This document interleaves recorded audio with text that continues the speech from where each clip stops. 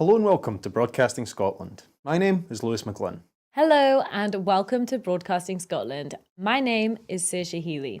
Hello and welcome to Broadcasting Scotland. My name is Donald C. Stewart. Broadcasting Scotland is Scotland's independent broadcaster, providing factual news, reporting on the issues important to the people of Scotland. We are committed to public service broadcasting, and with your support, we will produce even more programmes. Provide opportunities for young people interested in media production and broadcasting, and challenge preconceptions of what Scottish media looks like, amplifying Scotland's voice and reflecting its communities. We can already deliver high-quality live news, and we will create the highest quality programmes for you to enjoy. But we can only do that with your support. So please subscribe to and share our channel or donate to Broadcasting Scotland via the link in the description. Thank you. Thank you. Thank you.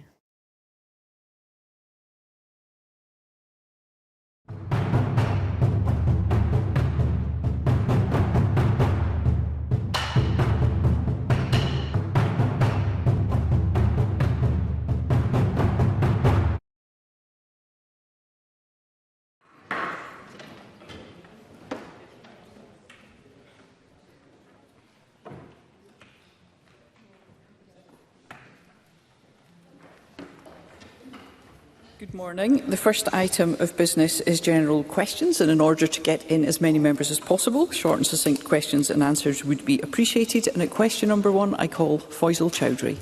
Thank you, Presiding Officer. To ask the Scottish Government what assessment it has made of the reported reduction to the investing in the Communities Fund and any impact on its aim of addressing poverty and disadvantage. Minister Tom Arthur.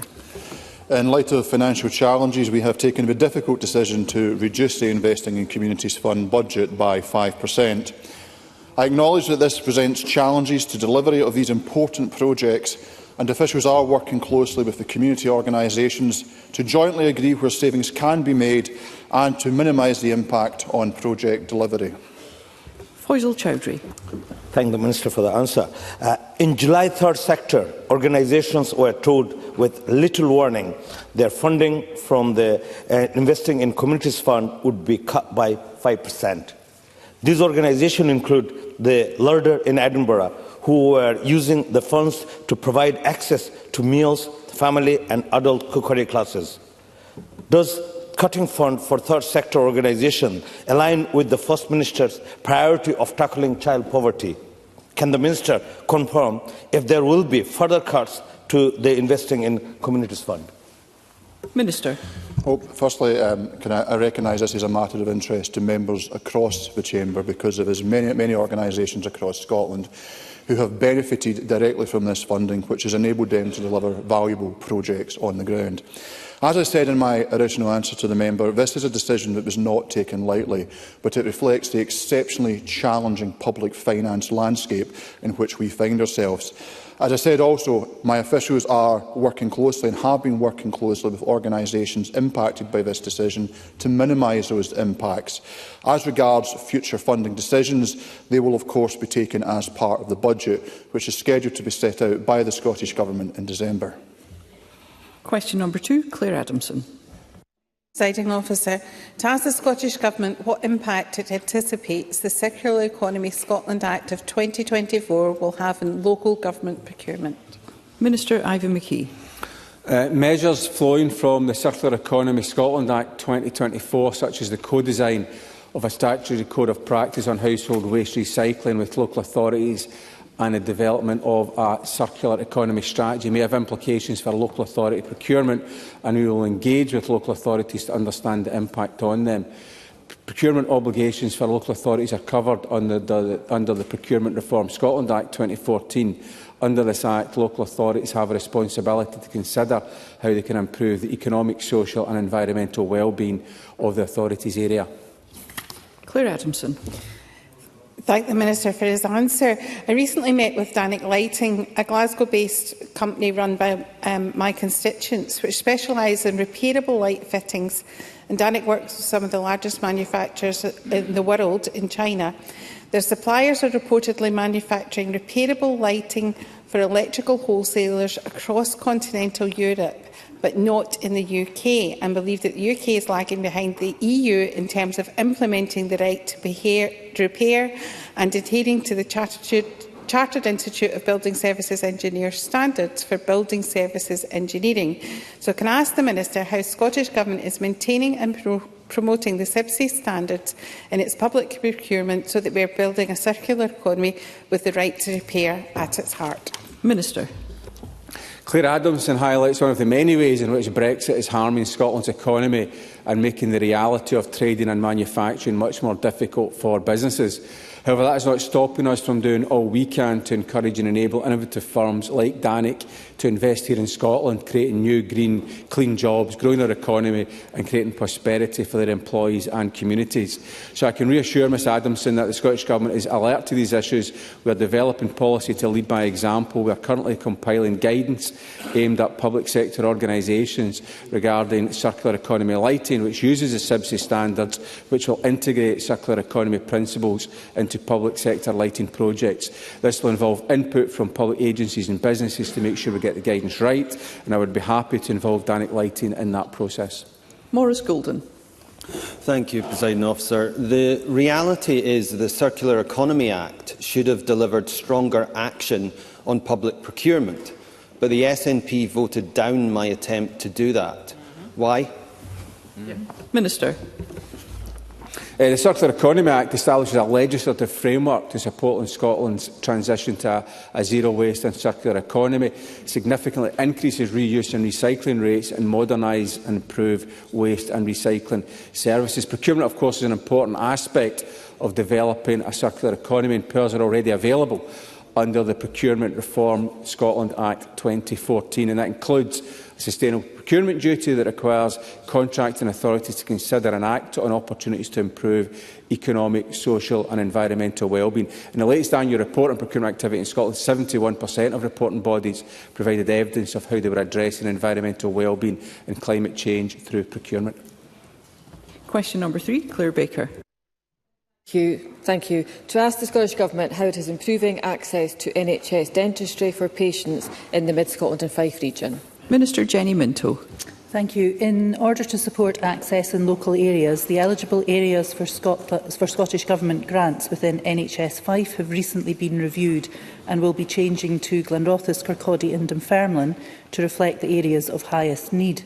The Scottish Dental Access Initiative for establishing, extending or relocating practices premises pays up to £100,000 for the first surgery and £25,000 for subsequent surgeries. The recruitment and retention allowance pays qualifying dentists up to £37,500 in the first 3 years of practice. Clare Baker. I thank the Minister for that response. Across Mid Scotland and Fife, patient lists are closed and waiting lists are extensive. When asked about future prospects, one dentist told me there is no single event on the horizon which gives hope for the future of NHS dentistry. I'm not sure it will survive 5 years. As the Minister recognises, there seems to be particular issues in Fife recruiting and retaining practitioners. And I'm asking if the Government will be able to take further action, for example through expanding the support for rural and deprived areas or introducing incentives for practitioners to work in particular parts of the country, particularly for new graduates. Minister.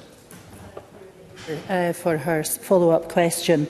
What the Scottish Government is doing is working across the UK, because these issues that Clare Baker has highlighted are not just specific to Scotland. Last week I wrote to the new Minister of Care, Stephen Kinnock, to ask if we could reconvene cross-UK government meetings to look at how we can improve recruitment, also working through the General Dental Council to improve the UK workforce through international dentists. And I'm pleased that Mr Kinnock has responded positively to my letter, and I look forward to meeting with him as soon as possible. And I'm very happy to speak further with Clare Baker on the issues that she specifically has raised through Fife. Brief supplementary, Joe Fitzpatrick. Thank you. The challenges Clare Baker outlined in her Mid Scotland and Fife region are not unique and are also experienced by my constituents in Dundee. So I am pleased that the Scottish Government has maintained a strong track record in growing Scotland's NHS dental workforce. Can the Minister provide an update on how many dentists currently operate in Scotland and how this figure compares to England and Wales under Labour governments? Minister. I thank Joe Fitzpatrick for his question. As at the 31st of March 2024, the latest data available shows that there are 3,436 dentists operating in Scotland's NHS. We have maintained an excellent track record in growing the NHS dental workforce in Scotland, with the same statistics showing that there are 57 dentists per 100,000 of the population in Scotland, compared to 43 in England and 46 in Wales. Question number 4, Jamie Greene. Thank you, Presiding Officer. To ask the Scottish Government when it plans to publish its review of the Water Industry Commission for Scotland, following the Auditor General for Scotland's decision to issue a Section 22 report in relation to the audit of the organisation's accounts. Minister Gillian Martin. Thank you, Presiding Officer. The independent review of the Water Industry Commission for Scotland is not yet finalised. Once Ministers have sight of the findings, we will make a decision on the exact publication timescales. Jamie Greene. I have to say we need that review pretty quickly, because the evidence we took in Public Audit Committee this morning was damning. It was astonishing, actually. It was one of the most, in my view, egregious examples of mismanagement of a public body I've come across since I joined this Parliament. Hundreds of thousands of pounds of public money being spent on corporate cards, a toxic environment, a Section 22 report from Audit Scotland, and a CEO was paid off with 6 months' salary, and no one seems to know who signed this off. There still is a dispute over that. So can I ask for some reassurances that the Scottish Government is absolutely all over this issue? We need to restore faith in public bodies, and anyone in charge of those bodies who is found to have misused public money must go. Minister. Thank you, Presiding Officer. I thank Jamie Greene for his comments. Obviously, I am all over this, as was the previous Cabinet Secretary. I have the letter from the Cabinet Secretary, Marion McCallan, to Donald McRae, the Chair, which outlines her extreme disappointment to learn, first of all, that they were required to issue, the Audit Scotland, the Auditor General was required to issue a Section 22 report. But in terms of the failings identified by the Auditor General, I also want to mention about the signing off of the settlement agreement. The former CEO resigned on the 19th of December. A settlement agreement was signed by the Chair on the 4th of January, signed by the former CEO on the 5th of January, but the Government was not informed until we saw emails from Wix on the 12th of January asking for us to sign off on payment. Now, this is not in line with the conditions and requirements set out in the Scottish Public Finance Manual. And Ms McCallan made that very clear to the Chair at the time. And I agree with Jamie Greene that if there is anything to Briefly, answer, Cabinet we must Secretary. act swiftly. Thank you. Question number 5, Jeremy Balfour. Thank you, Presiding Officer. To ask the Scottish Government what its response is to reported comments by Glasgow Disability Alliance and the Disability Equality that the Disability Equality Plan lacks the ambitious, meaningful actions or commitments needed to improve disabled people's lives. Minister Colcap-Stewart. I greatly value the expertise and advocacy provided by disabled people's organisations, including Glasgow Disability Alliance. We are absolutely committed to improving the lives of disabled people and furthering disability equality. We will continue to work closely with them on the Disability Equality Plan aimed at tackling systemic barriers affecting the daily lives of disabled people. We've already delivered progress, reopening the Independent Living Fund to new applicants for the first time since 2010, investing £5 million of our Equality and Human Rights Fund to improve outcomes for disabled people, and working with energy suppliers on the co-design of a social tariff for energy. Jeremy Balfour. The Minister will be aware that disabled people in Scotland are feeling terribly let down at the moment. £10 million taken away from changing place toilets a couple of weeks ago. 2 possible bills put on into the long grass. The disabled community are feeling left behind and marginalised in society more than ever. Will the Minister commit to a cross-party meeting with some of the key stakeholders so that we can put this back on track and move it forward in a quick way? Minister.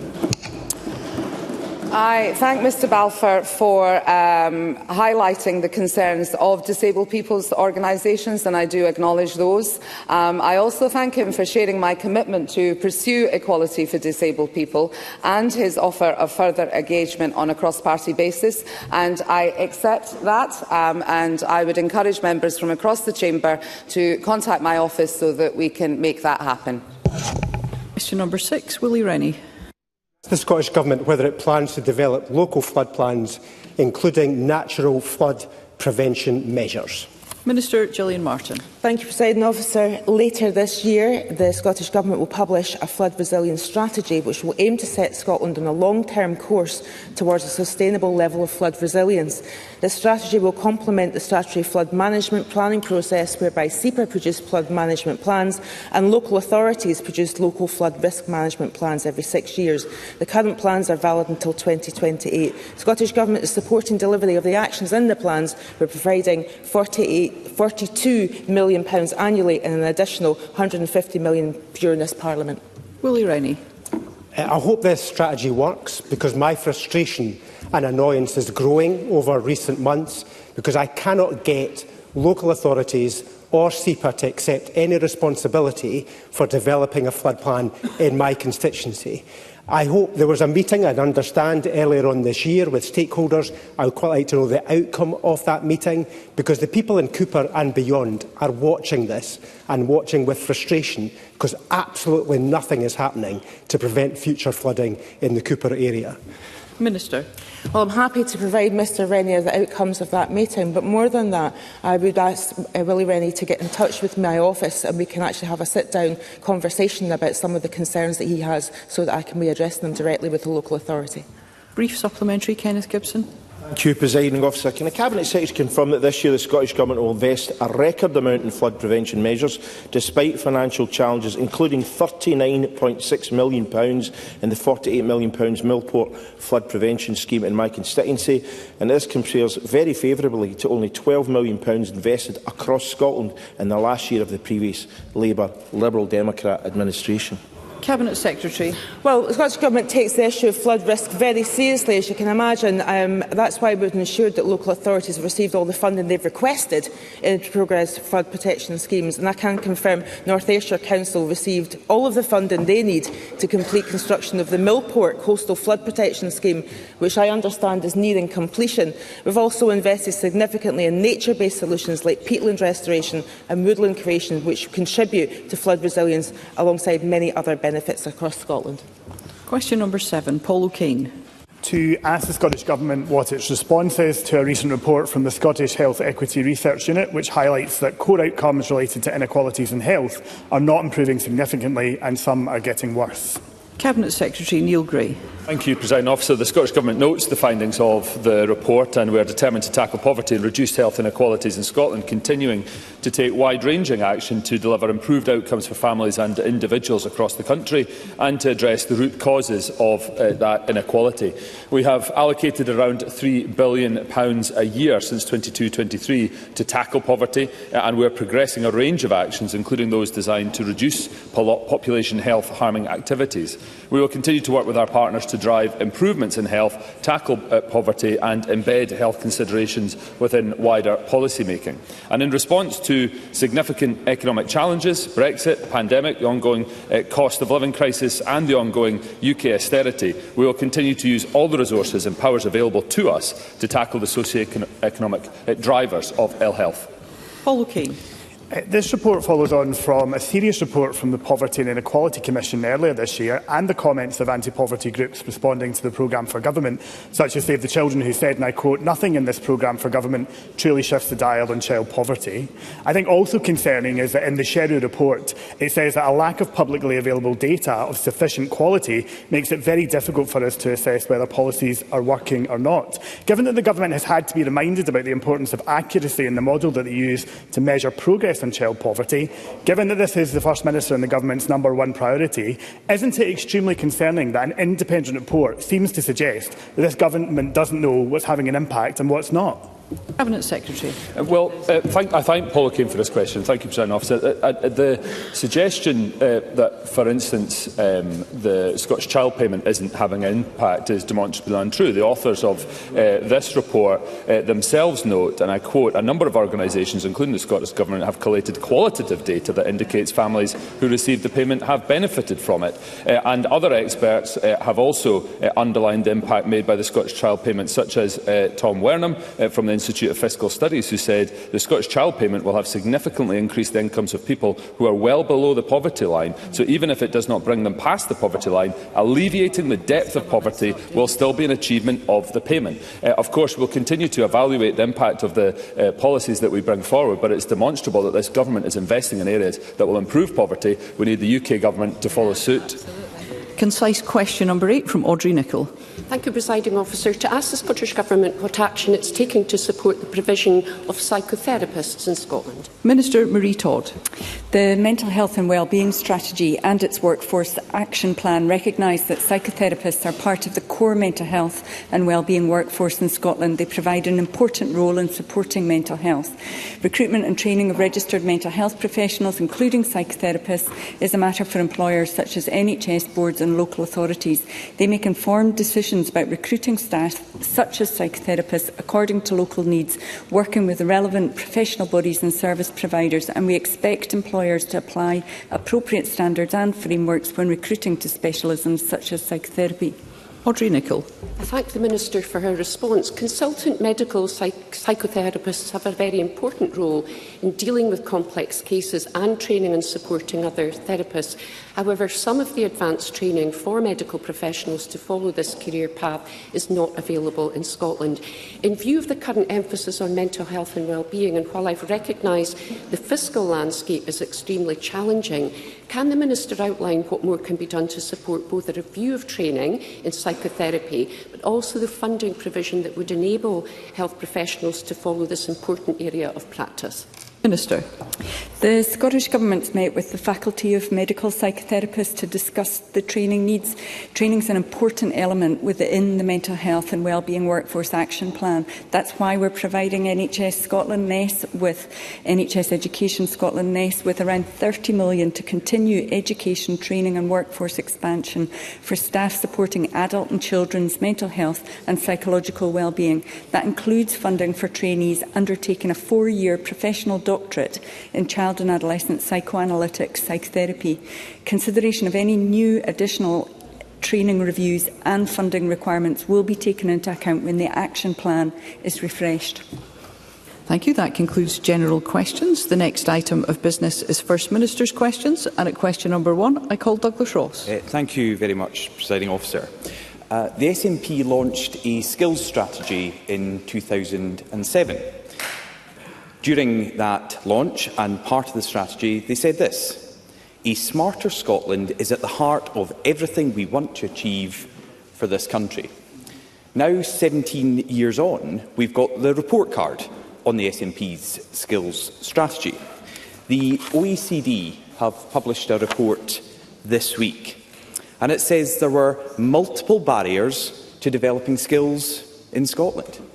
It says the SNP government's engagement with employers is limited in outreach, and carers agencies remain fragmented.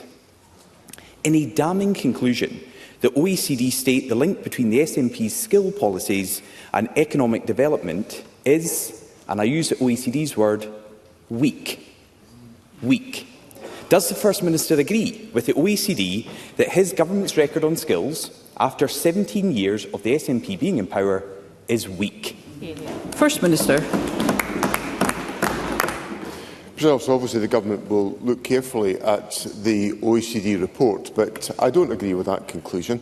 The Government has invested heavily in the skills sector over many years. Engagement with business is work which has been undertaken by a whole range of different organisations, not least of which by Skills Development Scotland, to make sure that we undertake skills audits in localities.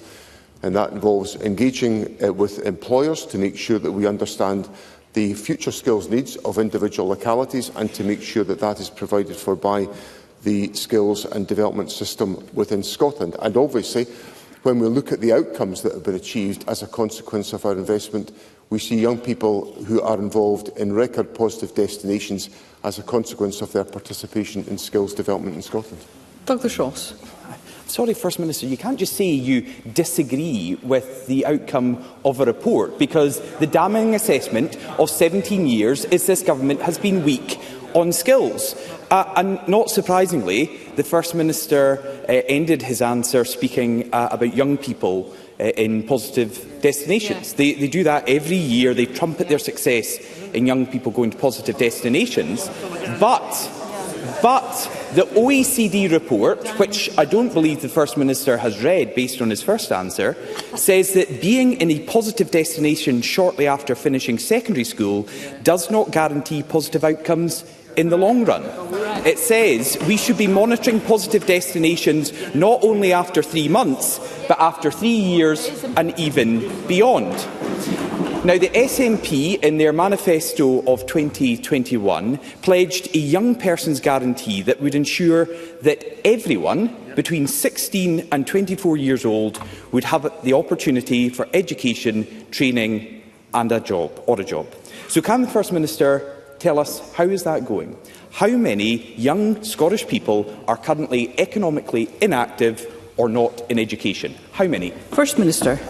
I don't have that specific figure in front of me just now, but what I can tell Douglas Ross is that in a whole variety of different sectors there is provision available for young people to participate in developing their skills, whether that's in the provision of college places around the country, whether that's through the provision of modern apprenticeships or the development of foundation apprenticeships and graduate apprenticeships, which are part of the reform programme the government has brought forward, or whether that's about making available university places where, of course, we find there are a record number of young people from Scotland participating in higher education and, of course, much to my satisfaction and the satisfaction of the government and its policy objectives, a record number of young people from deprived backgrounds taking part in higher education. So I accept that we always have to keep these issues under review. That's why we commissioned the Withers Review, and which we are taking forward the reform of post-school education as a consequence of that work, to make sure that Scotland's skills system meets the needs of not only the population of Scotland, but also the businesses of Scotland, and supports our approach to investment in our country as well. Douglas Ross. Well, if I thought it after the first answer, I'm certain after the second that the First Minister has not read this extremely important OECD report, which is damning on his government's failure over 17 years. And the First Minister also said there that he was satisfied with what's happening. I'm not satisfied that he can't come to this chamber and answer a simple question. So let me tell him. The answer that he should know, as First Minister and a former Education Secretary, is 52,700. 52,700 young Scots aged between 16 to 24, economically inactive and not in education. Why should the First Minister know that? Because it is 1 in 10 of 16 to 24-year-olds, and it is the highest number ever on record. The highest number ever. I would have thought the First Minister would have been aware of that. The Young Persons Guarantee was launched by John Swinney when he was Education Secretary. And just a few weeks ago, the Minister in charge of the Young Persons Guarantee said its work had now been mainstreamed across government. If you strip away the ministerial jargon, it's clear that this complacent government thinks that the job is done. Yet these alarming figures, I remind the First Minister, the highest ever on record, tell a very different story. So isn't it the case that the Young Persons Guarantee is yet another broken SNP promise? First Minister. No. What it is that we take ideas and projects and we make them available right across the country. So that in every... Because the Young Persons Guarantee... Well, the Young Person Guarantee started off as a proposition within the City of Edinburgh. A tremendously good idea brought forward, led by Sandy Begbie of Scottish Financial Enterprise, and it was a and partnered with the City of Edinburgh Council, is a very good proposition. We listened to that learning and we applied that across the country. That's the right thing to do. Now, the problem with the statistics that Douglas Ross puts to me, of course, is that in the most In the most recent economic inactivity data that's available, there was a significant fall in economic inactivity in Scotland and an increase in economic participation. Now, these are challenging issues, and the work on tackling economic inactivity is fundamental to encouraging economic participation, but it commands the focus of government to make sure that we maximise the number of people taking part in the labour market and participating in Scotland's economy. Douglas Ross. The real problem with the figures is Scotland's First Minister doesn't know that 52,700 16 to 24-year-olds are economically inactive and not in education, the highest ever on record. That is the problem, and that is what John Swinney should be focusing on. Now, the OECD are not alone in highlighting how weak the SNP are in delivering for young people. Today, Audit Scotland issued a damning verdict on their funding cuts to Scotland's colleges. The SNP's underfunding of our college sector has left many institutions with a bleak and uncertain future. And Audit Scotland predict the situation is only going to get worse with further job losses and rising financial deficits. So under the SNP, we have a skills strategy that doesn't help people get jobs, an education reform agenda that doesn't lead to any reforms, colleges that are going bust, and a young person's guarantee that doesn't guarantee anything. So how is John Swinney, as First Minister, going to do a better job with any of this than John Swinney did as Education Secretary? First Minister. President Officer, obviously I'm very familiar with the contents of the Audit Scotland report this morning, and the Audit Scotland report highlights the challenges that exist within the public finances. And the Government is, of course, supporting the college sector with £750 million worth of investment in the current financial year. And I welcome that commitment, because that's been delivered against the backdrop of a really difficult financial climate for the public services, which have been created by the economic mismanagement of the public finances by the last Conservative government, of which Douglas Ross. Let's hear the First Minister. Of which Douglas Ross was a loyal foot soldier who wanted me to follow the budget of Liz Truss. So the problem that Douglas Ross has got is that he perpetually comes along to this Parliament asking me to spend more money. Mr Ross perpetually comes along to this Parliament asking me to spend more money. He asked me to spend more money last week on peak rail fares. He asked me to spend more money on free school meals for primary 6 and 7 pupils. He's now asking me to spend more money on colleges when he will not I would ask those members, and I am aware of whose voices I can hear from here, to resist the temptation to contribute at this point. You have not been called to speak. First Minister. President Officer, Mr Ross last week asked me to spend more money on free school meals, to spend more money on peak rail fares, and today he wants me to spend more money on colleges at the same time as he wants me to reduce tax and take £1.5 billion out of the public finances and support the Liz Truss economic madness, which has inflicted misery on our country. I am going to listen to nothing Douglas Ross says to me in his remaining couple of weeks, because his record is one of absolute abject economic failure. Question number 2, Anna Sarwar. Thank you, Presiding Officer. Yesterday, John Swinney admitted that his party has spent too long focusing on what they can't do rather than what they can do. So let's look at one area where they have full control and the consequence of their failure to focus: our NHS. On their watch, 1 in 6 Scots on an NHS waiting list, cancer treatment standards missed, almost 5,000 children waiting for mental health treatment, dental waits of 3 years, and cuts of over 1,100 nursing jobs since the start of the year, when we already have staff shortages. Our NHS staff have been left at breaking point. So can I ask the First Minister if he knows how many working hours were lost to NHS staff absence last year?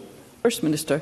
President Officer, in relation to the National Health Service, I would be the first to accept that there are challenges in the National Health Service which are a consequence, and we all can't deny this, of the pressures that are now applied in the National Health Service as a consequence of the COVID pandemic. And we are still, as is every other health system in the Western world, wrestling with the challenges that come from that period. But what I can say to Mr Sarwar is that the latest figures show that there has been an increase in inpatient and day case activity year on year, 9.9% increase in the inpatient and day case activity. There's been a 2.7% increase in outpatient activity. In relation to planned care, there has been an increase in capacity as a consequence of the introduction of the National Treatment Centres, with 20,000 additional surgeries underway, with a range of different interventions. And on cancer treatment, which Mr Sarwar mentioned, we're treating more patients with cancer on time within the 62-day standard, 3% more compared to the same quarter a year ago, and 12.8% compared to 10 years ago. So what that is a story of is of the National Health Service, our committed staff, the length and breadth of the country, doing everything they can to ensure that we meet the needs of individuals in very difficult and challenging circumstances, and that will remain the focus of the Government. Anna Sarwar. The fact of the matter is NHS waiting lists are getting longer, not shorter, on this Government's watch. And the answer the First Minister was looking for is over 15.3 million hours. 15.3 million working hours in a single year lost in the middle of an NHS crisis. That is the equivalent of 640,000 days lost in our NHS when 1 in 6 Scots are on an NHS waiting list. And this has real consequences. Take the experience of Karen Campbell, an NHS dental nurse for 25 years who's been forced to quit after waiting years for prolapse and hip surgery. Karen just wanted to get back to the job she loved, but couldn't due to her untreated condition. And Karen said this: "It would have been so much easier if they'd fixed me up and kept me working, but now I feel let down. I still appreciate the NHS, but my experience shows how broken the system is." So can the First Minister explain why an NHS dental nurse is being forced to quit due to NHS waiting lists when we have NHS staff shortages and an NHS crisis? Minister. I obviously very much regret the circumstances that Anna Sarwar puts to me about Karen Campbell's case, because obviously it's in the interest of the National Health Service for individuals to be, who are their employees, to be treated timeously, as it is in all walks of economic life, to make sure people can get back to their work. So I accept fundamentally the importance of the point that's put to me. But there are legitimate challenges that have been wrestled with about the demand on services and the impact as a consequence of increased demand arising out of the COVID pandemic. Now, what the Government has done, of course, has been to expand the staff resources within the National Health Service over a number of years. So if we look at nursing and midwifery staffing, it's up 17.5% since this Government came to power. On medical and dental consultants, we have seen a 68% increase in the number of medical and dental consultants that have taken place now, that have been recruited since this Government came to power. So the Government has been investing. We obviously have taken decisions to allocate more investment than would have been the case if we just passed on Barnett consequentials, because we've been prepared to take the decisions which Mr Sarwar no longer supports about taxation, so that we've got more resources available in the National Health Service. And, of course, one of the key interventions of the Government has been to make sure that at all times we focus on maximising the number of staff that we have available, despite the challenges of increasing demand in the service. Sarwar.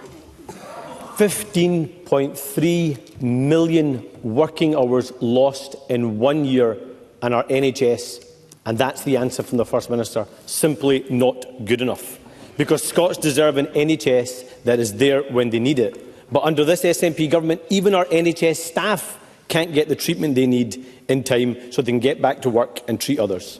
So what this has created is a doom loop of delays where everyone loses out.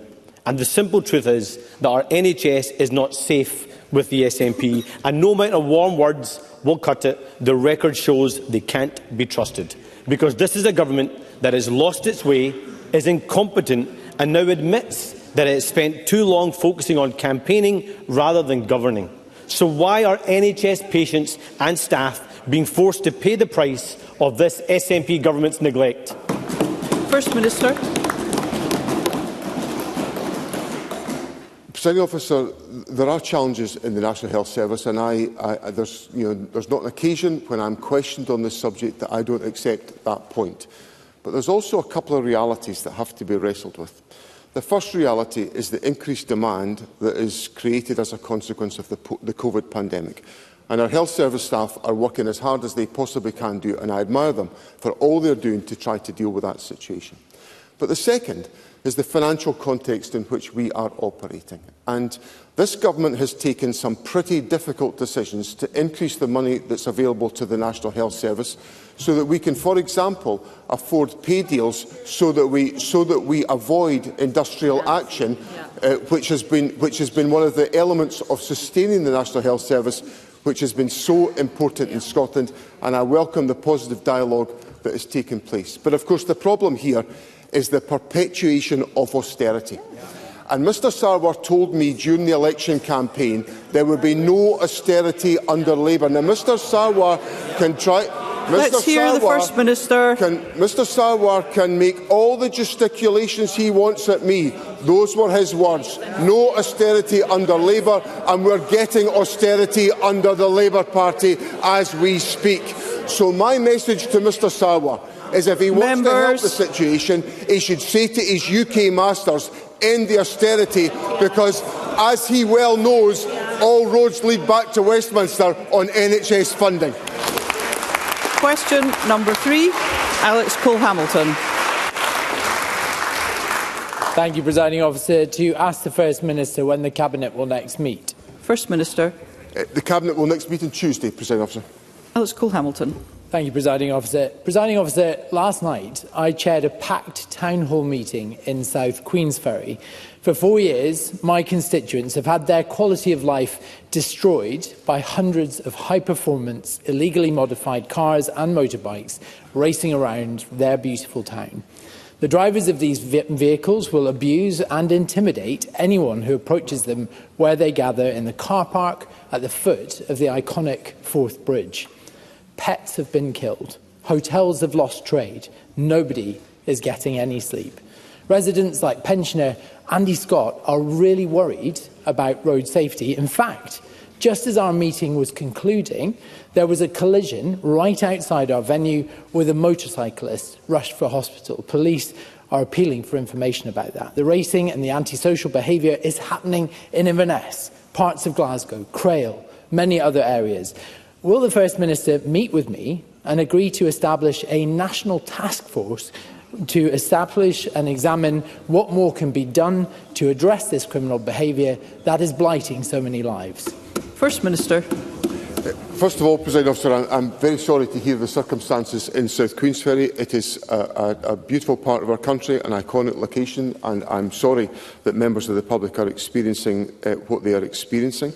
The Government obviously engages substantively on the question of road safety. The Transport Minister has been briefing Cabinet about her concerns about road fatalities, which is a very serious and current problem. So that issue is very much on the Cabinet's agenda. I'm very happy to have discussions with Mr Cole-Hamilton on this subject and to determine what further action can be taken. Obviously, the incident that Mr Cole-Hamilton has raised last night will involve police interaction, and I'm sure the police will have been involved in other instances of this kind. So I'm very happy to host those discussions to see what more can be done to address that situation. There may be some legislative issues that may be worth considering. I fear some of those will not be within our areas of responsibility because of road traffic issues, but I'm very happy to explore all possibilities. Question number 4, Emma Harper. Thank you, Presiding Officer. To ask the First Minister what the implications are for public health in Scotland of the UK Government's announcement that it plans to ban junk food advertising before 9 p.m. First Minister. Presiding Officer, improving diet and reducing health inequalities remains a public health priority for this Government. We know that food advertising is significantly skewed towards food which is high in fat, sugar or salt, compared to healthier options such as fruit and vegetables. This is why the Scottish Government has long advocated for restrictions on the broadcast advertising of less healthy food and drink to children before 9 p.m. I welcome the announcement that the United Kingdom Government intend to introduce these restrictions next year. Emma Harper. I thank the First Minister for that response. I've been closely following the work of food experts Henry Dimbleby and Dr Chris Van Tullochen regarding ultra-high processed foods and foods which are high in fat, sugar and salt. And I'm aware that the Scottish Government has been calling on such a move from the UK Government, but can the First Minister comment specifically on whether he believes this move will help to address issues such as childhood obesity, and can he provide an update on how this work will complement the Good Food Nation Act? First Minister. So the Scottish Government remains committed to using the latest scientific consensus of established evidence to inform our view on ultra-processed foods. Many ultra-processed foods are high in fat, sugar or salt, which can contribute to diet-related conditions. However, some foods classed as ultra-processed, such as whole grain breads and breakfast cereals, can be consumed as part of a balanced diet. We continue to endorse a healthy, balanced diet as represented by the Eat Well Guide. This guide will support progress to achieving our Scottish dietary goals and complements our vision for Scotland to be a good food nation, where people from every walk of life can take pride and pleasure and benefit from the food they produce, buy, cook, serve and eat each day. And obviously there's very significant issues and opportunities within the education system to enable a deep understanding of the nutritional value of particular types of food. Carol Mockin. Thank you, Presiding Officer. It is welcome that the UK Government has hit the ground running in delivering on its Child Health Action Plan, including its taking action on childhood obesity. Given that a recent Scottish Health survey found 1/3 of Scottish children are at risk of being overweight, does the First Minister accept the action from the UK Government as an opportunity to act with urgency to use the devolved powers that we have here in Scotland? First Minister. The issues that Carol Mockin raises are very much at the heart of the Government's response and intervention on these questions. The approach taken by the United Kingdom Government is welcome, as I have indicated, and it obviously complements many of the measures that we are taking and which are being progressed through the curriculum in Scottish education. So I think there is an opportunity to take forward the commitments that we have to ensure that people have a balanced, healthy diet, which is essential for individuals' well-being. Brian Whittle. Thank you, Presiding Officer. I listened to the exchange with the First Minister and Emma Harper there. With interest, and he'll know my interest in improving nutritional standards in our country. There are two sides to this. There's obviously the side that Emma Harper has raised, but the other side is how do we promote healthy food? Does the First Minister agree with me the place to start is in our school meals system? First Minister. Well, I think the place to start is in the home and in our schools, and to make sure that everybody is aware of the nutritional value of food, and also of the dangers of some foods and the damage that can be done as a consequence. There is also the work that can be done to encourage an active lifestyle, which is very important. And just so that I can report to Mr Whittle that I was out running this morning, and Mr Whittle is gesticulating to me that so was he, so I better put that on the record to protect his international reputation. And the fact that he's asked me, this question gives me the opportunity to say that I welcomed his question last week about the Commonwealth Games, and I do hope he welcomes the announcement that was made by the Government on Tuesday of our support to the work of Commonwealth Games Scotland, which is perhaps a very visual signal of the opportunities to lead a healthy and active lifestyle by having the Commonwealth Games in Glasgow in 2026. Question number 5, Tim Eagle. Thank you, Presiding Officer. To ask the First Minister what the Scottish Government's response is to reports that Transport Scotland has spent more than £16 million on consultancy fees in relation to the A83 Rest and Be Thankful project. First Minister. The Government remains absolutely committed to keeping Argyll and Bute open for business, and we are acutely aware of the importance of the A83 to the communities and the economy of the area. That is why we are delivering a range of measures in the short, medium and long term to reduce the risk of impact of landslides at the Rest and Be Thankful. This funding will help us to achieve this. The costs incurred reflect the complexity and challenges of the scheme and cover essential assessment, survey and development work, allowing the project to progress at pace. Tim Eagle. Last Sunday, the A83 was once again closed, and I am told by a constituent yet again this morning. In the 17 years that this SNP government has been in office, it hasn't just neglected the A83, but the A82, the A9, the A96, I could go on. Residents and businesses are beyond exasperated. Whether it's ferries, R100, hospital projects or the A83, am I to assume that the neglect shows that this government just doesn't care about rural Scotland? Yeah. So can I ask again, can the First Minister confirm when the works on the A83 and at the rest will actually commence? First Minister. President Officer, the first thing I want to say is that the work that's been undertaken by On the Rest and Be Thankful and the work that is the focus of Mr Eagle's question is essential work to make sure we can have a long-term solution to what's an extremely challenging route. And anyone that's driven the A83 will know just how challenging the route is because of the exposed nature of the route. On the 15th of September, there was a movement on the hill which resulted in 500 tonnes of material coming down and closing the A83. The measures the government has taken to put in place the alternative route of the old military route avoided an extensive detour, which is a very lengthy detour. There are no other alternatives in place. And that's a measure of the approach the government is taking to try to make sure Argyll and Bute remains connected at all times. Now, Mr Eagle went through a whole range of different issues there, and I would simply point out to him that, for example, on the R100 contract on digital broadband, digital broadband is a reserved responsibility of the United Kingdom government, and rural members. And rural Scotland is connected only because of the investment of the Scottish Government. So, and of course, on roads like the A9, for example, we have completed the Lunkerty to Passaburnham stretch. We've completed Kincraig to Dalradi. We've concluded the Crubin Moor stage. We've just concluded the tendering process, which will start on site of Moy to Tomatin. All of these developments are underway. Why do the Conservatives moan about everything? Evelyn Tweed.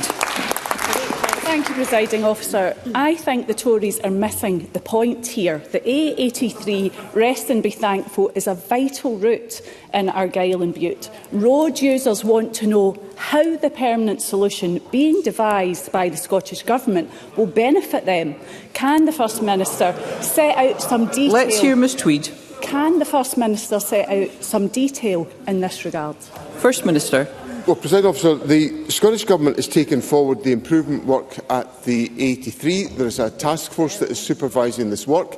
It will meet with the Transport Secretary. The Transport Secretary leads the task force, and they will meet this afternoon as part of the routine work that is underway to make sure that the permanent solution improves the resilience and operational safety of the route, which is designed to improve access to employment, education and healthcare services and to protect the interests of the people of Argyll and Bute, which matters very significantly to the Government.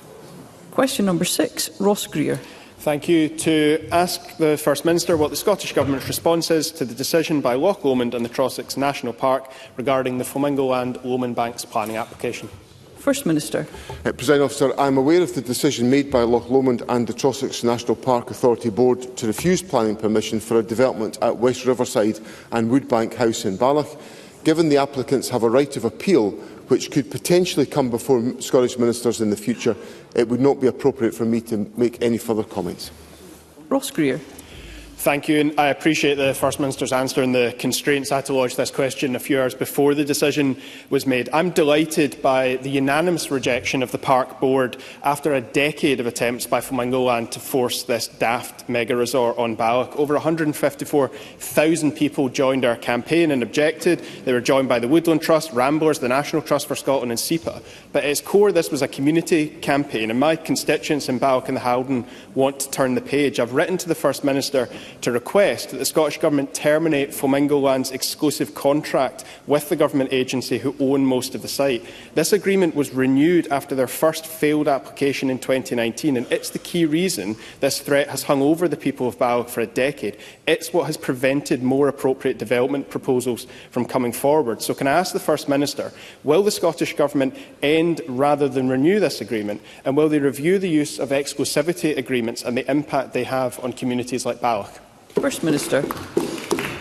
There's two elements to the question that Mr Greer raises, which I understand entirely why he's raising them with me. The first relates very specifically to the Flamingoland development, and I better not say anything specific about that for the reasons about the potential appeal that could come forward. The second point is about the provision of exclusivity agreements in principle. And there will, of course, be mixed opinions of this, but some of the purpose of exclusivity arrangements can be to accelerate planning developments which, in other circumstances, many of us might approve of. So, for example, renewable energy developments might be speeded up as a consequence of exclusivity arrangements that can be arrived at. So I'd simply say that we have to take, we've got to have a broad view of these questions, and because there may be developments and opportunities which are beneficial in the national interest that could be supported by moves of that type. But I hear Mr Greer, and the points he's made, which are important, are on the record today. Pam Gossel. Thank you, Presiding Officer. I was pleased with the decision to reject the planning application for Flamingoland.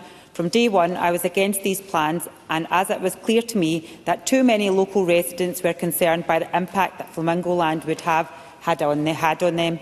Therefore, does the First Minister acknowledge the importance of planning decisions considering the views and concerns of local residents? First Minister. That should be an essential part of any consideration of the planning process, and indeed it is in the interest of all parties, whether it's the interests of communities or developers, to actually have good community engagement, because if there is good community engagement, it is, in my experience, more likely that developments will be enabled if community concerns and interests have been properly taken into account in the thinking of the development propositions that are brought forward. Jackie Baillie. The First Minister will be aware that there is a clause in the exclusivity agreement that allows Flamingoland a further year to obtain planning permission. Now, that's either going to be through an appeal or through a fresh application, neither of which can be achieved in that timeframe. So will the First Minister therefore end the exclusivity agreement now, or at the very least not extend it? First Minister. I think Jackie Baillie, and I understand her interest in this question, encourages me to get into these specific issues that could be material to any appeal that could come in front of ministers. And I have to be, and Jackie Baillie has a long enough experience in this Parliament to know I have to be very careful not to prejudice the position of Scottish ministers. But I hear what she said, and the Government will, of course, consider all relevant issues when any issues that potentially come to ministers have got to be addressed. Thank you. We move to constituency and general supplementaries, and I call Christine Graham. Thank you very much, Presiding Officer. First, I declare an interest as the Golden Eagle champion. Not many of you know that. The South of Scotland Golden Eagles project in my constituency, which has increased the number in the south of Scotland from 10 to nearly 50 over 6 years, with relatively small calls on public money, has advised me it is at serious risk of closure at the end of the year unless it can access new sources of funding. Will the First Minister look into this to ensure this valuable project, increasing the numbers of this iconic bird population, can continue? First Minister. Presiding Officer, the South of Scotland Golden Eagle project is a very successful project. It began in 2018 when there were only between 4 to 8 golden eagles across Dumfries and Galloway. There are now more golden eagles in South Scotland than at any time recorded in the last 200 years. I hear the issues that have been raised by Christine Graham, and I'll ask the Rural Affairs Secretary to discuss with Christine Graham and the project what steps can be taken to try to secure its future. Briggs. Thank you, Presiding Officer. On Tuesday, NHS Lothian announced urgent major repair works will have to be undertaken on the Princess Alexandra Eye Pavilion. All patient appointments scheduled from October 28th will be moved, and this is now expected to be 6 months before the hospital can reopen. In 2014, the current eye pavilion was declared not fit for purpose. There is now real anger at this latest situation and demonstrates yet again the need for a new eye hospital. Ministers need to take responsibility. They have cancelled a new hospital now on 2 occasions. So can I ask the First Minister if he will personally meet with campaigners and cross-party MSPs to get the replacement hospital back on track? First Minister. I think I appreciate the anxiety that will be felt because of the issues in relation to the Eye Pavilion in Edinburgh. The Health Board is working, and we expect the Health Board to work to make sure that there is no diminution of the service and the support that's available to patients to ensure that they can have their needs met. Obviously, there are capital funding pressures which the Government is wrestling with. Mr Briggs will be familiar with all the statements that have been made by the Finance Secretary about the reduction in capital expenditure that has taken place, and that has had a consequential effect on our ability to afford projects, combined with the very significant increase in construction costs which has arisen because of sky-high inflation. Now, these are the realities that we're wrestling with, and I assure Mr Briggs that the Government is doing everything that we possibly can do to deliver that capital programme, but we cannot deliver that programme as timorously as we would like because of the effect of inflation and the cuts to the capital budget. But I assure him that the Government is focused on finding solutions to these challenging issues. Kevin Stewart. Thank you, Presiding Officer. As the First Minister knows, I played a part in helping establish the Aberdeen Hydrogen Project. So I'm very pleased to hear this week of £7 million of Scottish Government funding to kickstart green hydrogen projects in Scotland. Can I ask the First Minister what more we can do to support this industry and make it thrive? And would it not be better if we had all of the economic levers of power to drive forward our net zero agenda?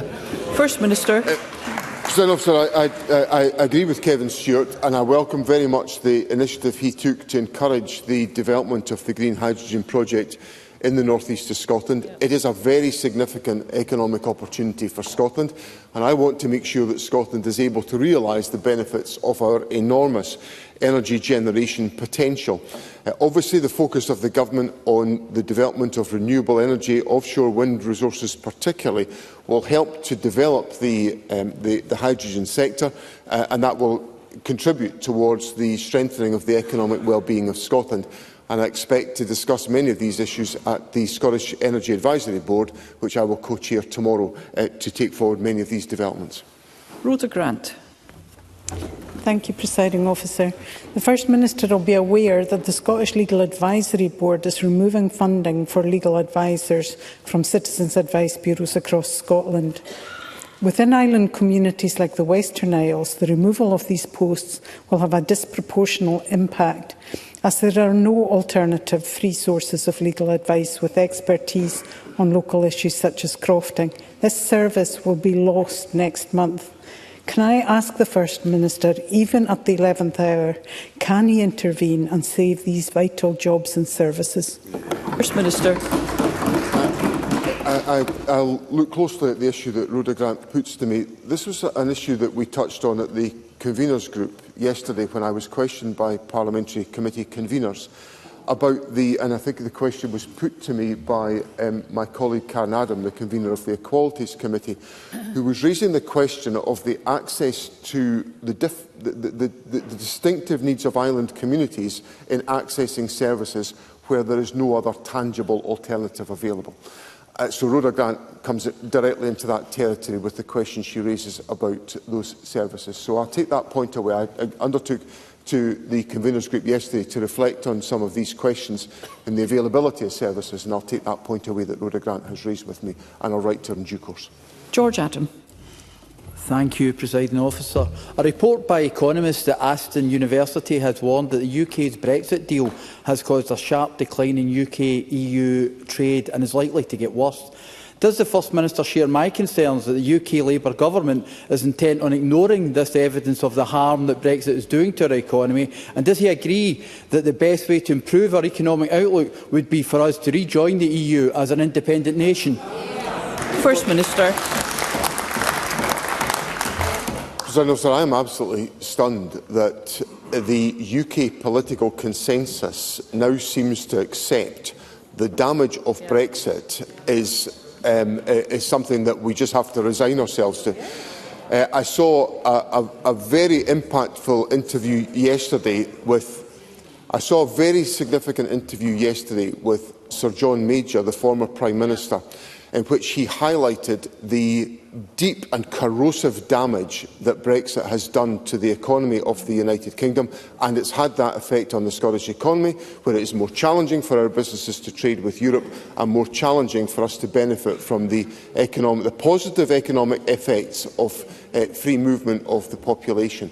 So I agree with Mr Adam. This issue has got to be addressed because the United Kingdom has inflicted on Scotland, who voted to stay in the European Union, significant economic damage, and the only way to reverse that is by Scotland becoming an independent member of the European Union. Rachel Hamilton. Thank you, Presiding Officer. This morning, the SNP government have caved into pressure from the Scottish Conservatives to abandon their misguided ban on wood-burning stoves, which would have stopped the installation of wood-burning stoves in new homes. Hundreds of constituents who rely on these heating systems have shared with me the harmful impact this ban would have, particularly those living in rural communities and those facing extreme winter conditions. Will the First Minister now commit to a permanent ban on the issue and the policy that he has brought forward, and will he also consider looking at the businesses who have been affected and offer them compensation for the job losses? First Minister. Well, the government set out its position, and if Rachel Hamilton's response is a supposed welcome to the government agreeing with her, then I hate to see what her reaction would be if we said that we disagreed with her. Michael Mara. Sir, yesterday I met with the Chief Executive of the Mental Welfare Commission to discuss the condition of NHS Tayside's Strathmartin Learning Disability Unit. In the hour before our meeting, an overdue inspection report on the unit was released. The Dickensian conditions it describes include rats falling from ceilings, mould on walls, rainwater pouring through cracks, insect infestations and the stench of urine throughout. A Mental Welfare Commission report called for a decision as soon as possible, as far back as 2017. More reports followed saying the same. 2018, 2019, 2020, 2021, 2023 and 2024. David Strang's devastating reviews into mental welfare in Tayside have sat on government shelves for 4 years. Why does nothing ever change? First Minister. I'm very familiar with this issue because I have constituents who are supported by the Strathmartin Centre, and I've engaged personally and directly on this question in my constituency capacity, which Mr Mara well knows. His characterisation of the response to the report by David Strang is not an appropriate characterisation. There have been update reports which have been given to local members of Parliament about the steps that have been taken to improve mental health services in the Tayside area as a consequence of Mr Strang's report.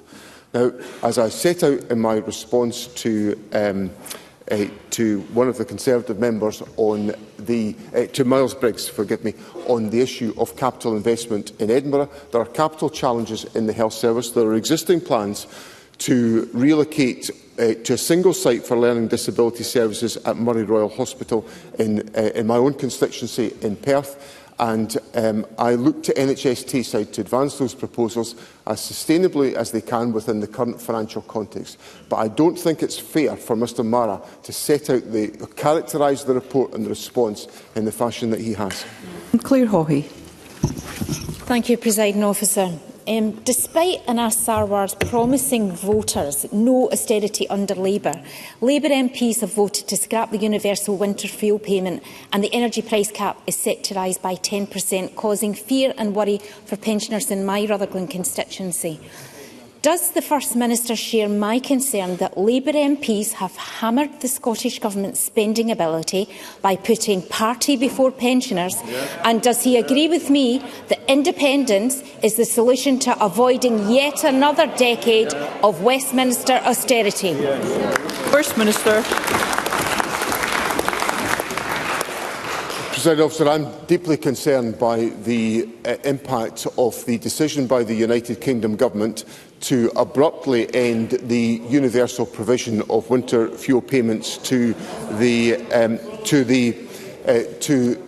pensioner population within the United Kingdom, which will result in 900,000 pensioners in Scotland losing access to their winter fuel payment.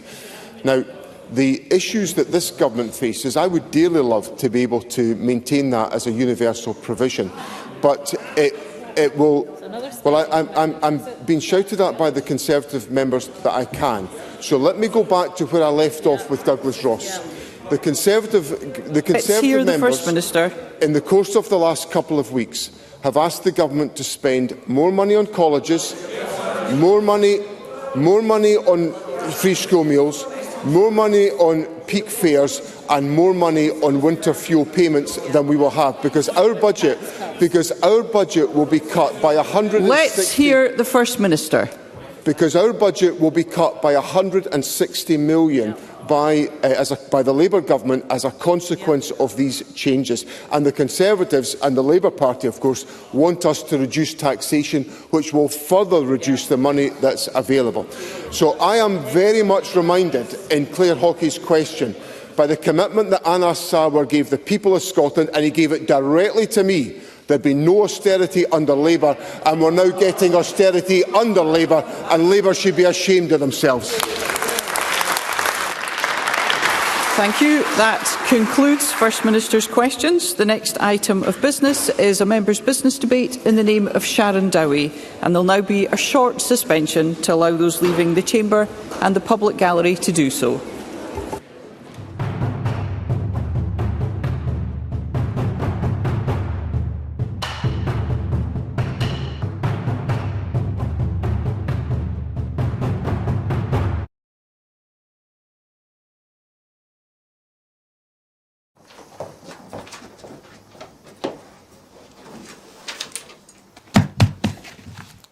Hello and welcome to Broadcasting Scotland. My name is Lewis McGlynn. Hello and welcome to Broadcasting Scotland. My name is Saoirse Healy. Hello and welcome to Broadcasting Scotland. My name is Donald C. Stewart. Broadcasting Scotland is Scotland's independent broadcaster, providing factual news, reporting on the issues important to the people of Scotland. We are committed to public service broadcasting, and with your support, we will produce even more programmes. Provide opportunities for young people interested in media production and broadcasting, and challenge preconceptions of what Scottish media looks like, amplifying Scotland's voice and reflecting its communities. We can already deliver high-quality live news, and we will create the highest quality programmes for you to enjoy. But we can only do that with your support. So please subscribe to and share our channel or donate to Broadcasting Scotland via the link in the description. Thank you. Thank you. Thank you.